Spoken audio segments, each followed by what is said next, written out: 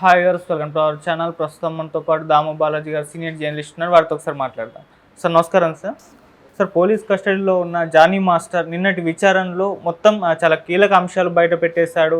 అందులో మేజర్గా వచ్చేసి సుకుమార్ గారికి మొత్తం తెలుసు అని చెప్పేసి ఆయన మీద కూడా నెట్టేసే ప్రయత్నం చేశాడు అని అంటున్నారు సార్. మరి విచారణలో ఏ అంశాలు ఆయన బయట పెట్టాడు, మరి సుకుమార్ గారి పేరు కూడా చెప్పినట్టుగా వస్తున్న వార్తలపైన నిజంగా చెప్పాడా లేదా, ఏం జరిగిందంటారు? జానీ మాస్టర్ అరెస్ట్ అయ్యాడు. మనకు తెలుసు ఆయనకి అక్టోబర్ 3 వరకు రంగారెడ్డి కోర్టు జ్యుడిషియల్ కస్టడీ విధించింది, జైలుకి విధించింది. ఆయన చెంచల్గూడ జైల్లో ఉన్నాడు. చెంచల్గూడ జైల్లో కూడా ఆయన్ని ఖైదీలు కొట్టారని కొంతమంది చెప్తున్నారు. ఎందుకంటే హిందూ ముస్లిం అనే యాంగిల్ కూడా ఇక్కడ వచ్చింది. ఇది లవ్ జిహాద్ అని కూడా బీజేపీ వాళ్ళు ఆరోపించారు. సో ఎందుకంటే ఆ అమ్మాయి హిందువు, ఇతను ముస్లిము. తను మొదటి భార్య కూడా ఆమె పేరు సుమలత. తర్వాత పెళ్లి చేసుకున్నాక ఆమెను ఆయేష్ అని పిలుస్తున్నారు. సో ఆమెను కూడా ఇలాగే చేశాడు. ఈ అమ్మాయిని కూడా హిందూ మతం నుంచి ముస్లిం మతంలోకి మారమని ప్రెజర్ చేసి పెళ్లి చేసుకోమని ప్రెజర్ చేశాడు అనేది ఆ అమ్మాయి ఇచ్చిన కంప్లైంట్లో కూడా అదే ఉంది. అందువల్ల ఆ యాంగిల్లో ఇతని మీద హిందూ ఖైదీలు కొంతమంది దాడి చేశారని కూడా వార్తలు వచ్చాయి. ఏదేమైనా ఇతని పోలీసులు గోవాలో పట్టుకున్నారు, మనకు తెలుసు. 2-3 రోజులు ఇతను అప్స్కాండ్లో ఉన్నాడు. తర్వాత గోవాలో ఉన్నాడని చెప్పి గోవాలో వెళ్ళి పట్టుకొని వచ్చారు. పట్టుకొని వచ్చిన తర్వాత కొన్ని గంటల పాటు ఒక రహస్య ప్రదేశంలో ఇతను విచారించారని చెప్తున్నారు. విచారించిన తర్వాత ఇతనికి రిమాండ్ రిపోర్ట్ తయారు చేసి కోర్టులో ప్రొడ్యూస్ చేశారు. ఆ రిమాండ్ రిపోర్ట్ గురించి కూడా మనం చెప్పుకున్నాం. ఆ రిమాండ్ రిపోర్ట్లో క్లుప్తంగా చెప్పుకోవాలంటే ఈ అమ్మాయి 2017లో ఒక డ్యాన్స్ షోలో పాల్గొనింది. అప్పుడు ఇతను పరిచయం అయ్యాడు. దాని తర్వాత 2019 డిసెంబర్ 15 ఇతని దగ్గర అసిస్టెంట్ కొరియోగ్రఫర్గా చేరిన ఒక నెల లోపలే, అంటే జనవరి 10న ముంబైలో ఒక కొరియోగ్రఫీ ప్రోగ్రాం ఉందని చెప్పి తను కొంతమంది అసిస్టెంట్లు ఈ అమ్మాయిని కూడా తీసుకుని వెళ్ళాడు. అక్కడ హోటల్లో ఉన్నారు. హోటల్లో అర్ధరాత్రి 12 గంటలకి తనకు మెసేజ్ పెట్టాడు ఈ అమ్మాయికి, నువ్వు నీ ఆధార్ కార్డు మిగతా డాక్యుమెంట్స్ తీసుకొని నా రూమ్కి రా అని చెప్పి ఈ అమ్మాయి రూమ్కి వెళ్ళింది. అక్కడ గడియబెట్టి ఆ అమ్మాయిని బలవంతంగా, అప్పటికి అమ్మాయి చిన్నపిల్ల 16 ఏళ్ళు. సో ఆ అమ్మాయిని ఫోర్స్ఫుల్గా ఇది చేసి, నువ్వు నాతో నేను చెప్పినట్టుంటే నిన్ను త్వరలోనే కొరియోగ్రఫర్ని చేస్తాను అవన్నీ చెప్పాడు. లేదంటే నేను నిన్ను ఇండస్ట్రీలోకి అడుగుపెట్టి నీ లైఫ్ నాశనం చేస్తానని బెదిరించాడు. దాంతో అమ్మాయి సరెండర్ అయిపోయింది. అలాగా లైంగికంగా అత్యాచారం చేశాడు. అప్పటి నుంచి కూడా బయటికి వెళ్ళినప్పుడంతా కూడా ప్రచారీ చేస్తున్నాడు. ఇక్కడ కూడా అనేకసార్లు తన ఇంటికి వచ్చి అత్యాచారం చేశాడు. దాని తర్వాత వ్యాన్లలో కూడా షూటింగ్లో వ్యాన్లకు తీసుకెళ్ళి జిప్పిప్పి రకరకాల పనులు చేయమనేవాడు. ఆ తర్వాత వీళ్ళ భార్య ఇతను కూడా వచ్చి, భార్య కూడా నా హస్బెండ్ని పెళ్లి చేసుకో, నువ్వు మాకు ఎంతమంది భార్యలు ఉన్న ఇబ్బంది లేదు, నేను కూడా నీలాగే హిందూ అయినా పెళ్లి చేసుకున్నాను కదా, నువ్వు కూడా పెళ్లి చేసుకో అని అన్నారు. తర్వాత ఇతను మతం మారి నువ్వు మా మతంలోకి వచ్చి పెళ్లి చేసుకొని కూడా బెదిరించాడు. ఒకవేళ నువ్వు ఇది లేకపోతే నేను చంపేస్తానన్నారు. నన్ను దాడి కూడా చేశారు, ఫిజికల్గా కొట్టారు అనేసార్లు, గోడకు కూడా నా తల తీసుకెళ్ళి కొట్టాడు. ఆ తర్వాత నేను దూరమయ్యి కొరియోగ్రఫీ చేసుకుంటుంటే నాకు ఛాన్సులు రాకుండా కూడా షూటింగ్ల దగ్గరికి వచ్చి గందరగోళం క్రియేట్ చేయడం, ప్రొడ్యూసర్ని డైరెక్టర్ని ఇండైరెక్ట్గా బెదిరించడం, ఇవన్నీ కూడా చేశాడు. సో నేను ఈ టార్చర్ తట్టుకోలేకుండా ఇప్పుడు కేసు పెడుతున్నాను అనేది మనకి రిమాండ్ రిపోర్ట్లో అమ్మాయి చెప్పిన వెర్షన్. దీనికి వీళ్ళ వైఫ్ సుమలత కావచ్చు, లేకపోతే అలియాస్ ఆయేషా, ఆమె మీడియాతో మాట్లాడారు. ఆమె వెర్షన్ ఏంటంటే, మేము ఎప్పుడు బెదిరించలేదు, అసలు మా హస్బెండ్ ఎప్పుడు ఆమెను లైంగికంగా ఏ రకంగానూ వేధించలేదు. ఆ అమ్మాయి వెంటబడింది. ఆ అమ్మాయి వెంటబడితే నేను వార్నింగ్ ఇచ్చాను. ఎవరైనా కూడా భర్త వెంట ఒక అమ్మాయి పడుతుంటే గమ్మున ఉంటారా, ఆ యాంగిల్లో నేను నా భర్త వెంట పడొద్దని ఇచ్చాను అనేది ఆమె చెప్పింది. రెండోది, నేనేమి ముస్లింగా కన్వర్ట్ అవ్వలేదు, నేను ఇప్పటికీ హిందువుగానే ఉన్నాను. నా పేరు సుమలత, నా ఆధార్ కానీ పాస్పోర్ట్ కానీ అన్నిట్లో సుమలత అనే పేరు ఉంది. నన్నేం కన్వర్ట్ కమ్మని వీళ్ళు ప్రెజర్ చేయలేదు.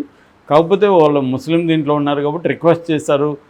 బయటికి వెళ్ళినప్పుడు కొద్దిగా ముసుగేసుకోమన్నారు. నాకు అది ఇబ్బంది ఏమీ అనిపించలేదు, వేసుకున్నాను. అలాగే నన్ను వాళ్ళు ఆయేషాని పిలుచుకుంటామన్నారు. దానికి కూడా నేను ఓకే చెప్పాను. నా అంగీకారంతో వాళ్ళు చేశారు తప్ప నన్నేం ప్రెజర్ చేయలేదు. అనేది కూడా ఆమె సర్టిఫికేట్ ఇచ్చింది. ఇంకొక పాయింట్ కూడా ఆమె లేవదీసింది, అదేంటంటే 2022లో వీళ్ళిద్దరూ హీరో హీరోయిన్గా ఒక సినిమా యథారాజ తథా ప్రజ అనే సినిమా రిలీజ్ అయిన పూజ ఆ రోజు జరిగింది 2022 ఆగస్టు 22న. ఆ రోజు శర్వానంద్ వచ్చి దానికి పూజ కార్యక్రమాలు చేశారు చీఫ్ గెస్ట్గా. ఆ రోజు కూడా ఒక టీవీ ఛానల్ కోసం జానీ మాస్టర్ అమ్మాయిని ఇంటర్వ్యూ చేస్తున్నాడు. అందులో సరదాగానే మాట్లాడుతున్న అమ్మాయి, మీరు నాకు లైఫ్ ఇచ్చారు మాస్టర్, మీ దగ్గర నేను పనిచేయడానికి ఇప్పటికి కూడా నాకు ఇంట్రెస్ట్, మీ దగ్గర చాలా నేర్చుకోవాలి నేను అని అంటుంది. నువ్వు హీరోయిన్గా ఉంటావా, అసిస్టెంట్ కొరియోగ్రాఫర్గా ఉంటావా అని అడిగితే రెండు నేను వదులుకోను, హీరోయిన్ కావాలి నాకు, అసిస్టెంట్ కొరియోగ్రఫీ కూడా వదులుకోనని కూడా మాట్లాడుతుంది. ఆమె చాలా హ్యాపీగా మాట్లాడుతుంది. 1 month ముందు కూడా ఒక ఫంక్షన్లో ఇతన్ని పొగిడింది. సో ఇంత క్లియర్గా ఆ అమ్మాయి ఇతనితో హ్యాపీగా ఉంది, ఎక్కడ ఎప్పుడు ఏ చిన్న కంప్లైంట్ కూడా లేదు అనేది ఆమె కూడా చెప్పింది. ఓకే. అయితే దీని పట్ల సమాజం కూడా రెండుగా విడిపోయింది. కొంతమంది ఆ అమ్మాయి వాడుకున్న రోజులు వాడుకునింది, ఇప్పుడు కేసు పెట్టిందని అంటున్నారు. కొంతమంది ఏమో అమ్మాయికి విధి లేదు కాబట్టి ఇన్ని రోజులు తను భరించింది, ఇప్పుడు బయటకు వచ్చింది అనేది అంటున్నారు. ఏదేమైనా పోలీసులు అయితే ఆ అమ్మాయి వాదంతో కన్విన్స్ అయినట్టు కనబడుతుంది.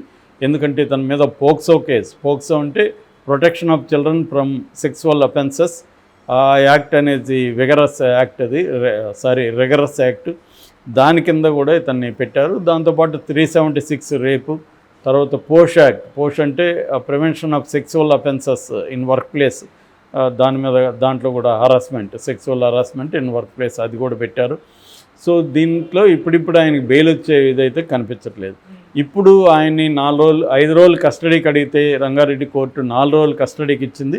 ఈరోజు కస్టడీకి అయిపోయింది, ఈరోజు కోర్టుకు పెడుతున్నారు. కోర్టు ఆయనకి మళ్ళీ రిమాండ్కి ఇస్తుంది. అక్టోబర్ 3 వరకు ఆయన రిమాండ్లో ఉండాల్సి వస్తుంది. ఈ లోపల బెయిల్కి కూడా వాళ్ళు అప్లై చేసుకున్నారు. దాని మీద కూడా తీర్పు వచ్చే అవకాశం ఉంది. అయితే ఈ కస్టడీలో ఆయన ఏం చెప్పాడు అనేది ఇప్పుడు బయటికి వార్త వచ్చింది. కస్టడీలో ఆయన ప్రధానంగా రివర్స్ చెప్పాడు. అదేంటంటే, నేను ఆ అమ్మాయిని ఎప్పుడు వేధించలేదు, ఆ అమ్మాయే నన్ను వేధించింది అనేకసార్లు, నన్ను పెళ్లి చేసుకోమని ఆమె వేధించింది. చివరికి నేను ఈ వేధింపులు తట్టుకోలేక ఒకసారి సుకుమార్, ఎందుకంటే పుష్పాల్లో కూడా మేము పనిచేసాం, సుకుమార్కి దగ్గరికి తీసుకెళ్ళిన ఇష్యూలు సుకుమార్ కూడా ఈ అమ్మాయిని పిలిచి మాట్లాడాడు. ఎందుకమ్మా అతన్ని వేధిస్తున్నావు, ఆల్రెడీ పెళ్ళి అయింది కదా అని సుకుమార్ కూడా పంచాయతీ చేశాడు. అయినా కూడా ఈ అమ్మాయి వినలేదు. ఇలాగ పంచాయతీలు నడిచాయి చాలాసార్లు, అందరికి కూడా తెలుసు. మీరు కావాల్సింటే వాళ్ళని అడగండి, సుకుమార్ని అడగండి అని అతను చెప్పినట్టుగా తెలుస్తుంది. దీని వెనుక కుట్ర ఉంది. ఆ అమ్మాయి అయితే సొంతంగా కేసు పెట్టే పరిస్థితి లేదు. ఆ అమ్మాయిని ఎవరో ప్రోత్సహించి కుట్ర చేసి నా మీద కేసు పెట్టించారు అనేది కూడా నిన్న అతను ఈ 3 రోజుల్లో చెప్పినట్టుగా తెలుస్తుంది. ఓకే. అంటే ఈ జనరల్గా ఎవరైనా కూడా పోలీసులకు కావచ్చు, లేకపోతే కోర్టులకు కావచ్చు, తాను నేరం చేశారని ఎవరు చెప్పరు. రెండోది, అతను నేరం చేశాడని లేదని మనం అయితే జడ్జి చేయలేము, అది వేరే విషయం. కానీ అతను ఒక ముద్దాయిగా నేరం చేశాడని అతను ఒప్పుకోడు కదా. ఖచ్చితంగా కోర్టులో ప్రూవ్ చేయమంటాడు, ఛాలెంజ్ చేస్తాడు. మామూలుగా జరిగేదైతే వీళ్ళిద్దరి మధ్య ఏం జరిగిందో మనం చెప్పలేం. కానీ మామూలుగా ఇండస్ట్రీలో ఏం జరుగుతుంటుంది, మామూలుగానే ఈ డ్యాన్స్ మాస్టర్ల అసోసియేషన్ ఎలా ఉంటుందంటే, ఇంకా ఫెడరల్ రిలేషన్షిప్సే ఉంటాయి. డ్యాన్స్ మాస్టర్ అనగానే అందరూ వచ్చి కాళ్ళకు మొక్కడాలు, అతని మాటే వేదంలాగా ఉంటుంది. డ్యాన్స్ కానీ ఇటు స్టంట్ మాస్టర్ వీళ్ళిద్దరిది అలాగే ఉంటాయన్నమాట. ఇప్పటికి నేను గత 20 ఏళ్ళ పైన చూస్తున్న నో చేంజ్. చాలా విషయాల్లో చేంజ్ అయింది కానీ వీళ్ళ విషయంలో కాలేదు. జనరల్గా సినిమా ఇండస్ట్రీలో కొంత ఫెడరల్ రిలేషన్స్ ఉంటాయి. అంటే డైరెక్టర్ అంటే కూడా విపరీతంగా భయపడడం, డైరెక్టర్ చెప్పినట్టు వినడం, ఇవన్నీ కూడా జరుగుతుంటాయి. ఇప్పుడిప్పుడు కొంత చేంజ్. రామ్ గోపాల్ వర్మ లాంటి వాళ్ళు ఈ విషయంలో చాలా రాడికల్గా చేంజెస్ తీసుకొచ్చారు. ఆయన ఎక్కడ అటువంటి ఫెడరల్ రిలేషన్షిప్స్ ఆయన దగ్గర ఉండదు, ఈక్వల్గా ఉంటుంది. సో అలాగే కొంతమంది ఇప్పుడు శేఖర్ కమ్ముల కానీ న్యూ జనరేషన్ డైరెక్టర్లు అంతా కూడా ఫ్రెండ్లీగా ఉంటారు. అలాగే ఫెడరల్ రిలేషన్షిప్స్ అనేవి సినిమాల్లో ఉంటాయి.